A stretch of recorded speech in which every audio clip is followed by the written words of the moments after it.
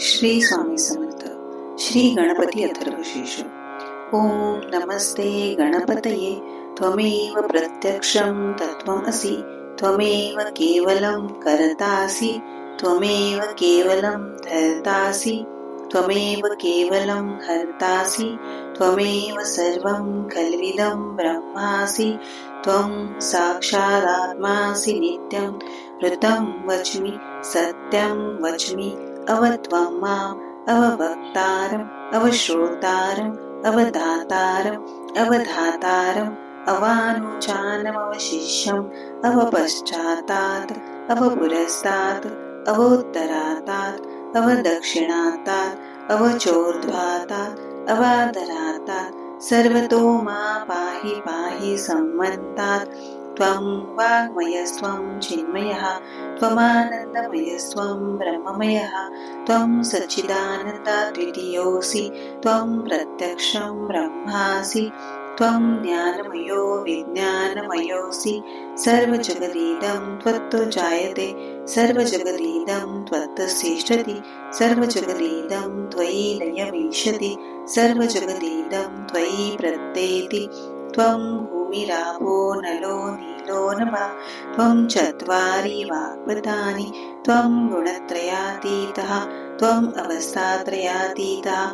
त्वं देहत्रयातीतः. त्वं कालत्रयातीतः. त्वं मूलाधारस्थितोऽसि नित्यं. त्वं शक्तित्रयात्मकः.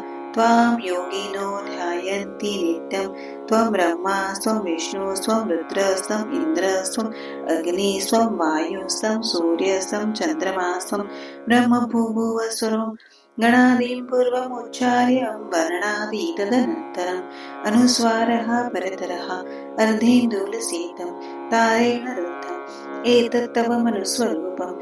गकारः पूर्वरूपम्. अकारो मध्यमरूपम्. अनुस्वार शान्तरूपं. बिन्दुर उत्तररूपं. नादः सन्धानं. संहिता सन्धिः. सैषा गणेशविद्या. गणकऋषि निच्छ्रुतगायत्री छन्दः. गणपतिर्देवता. ॐ गं गणपतये नमः.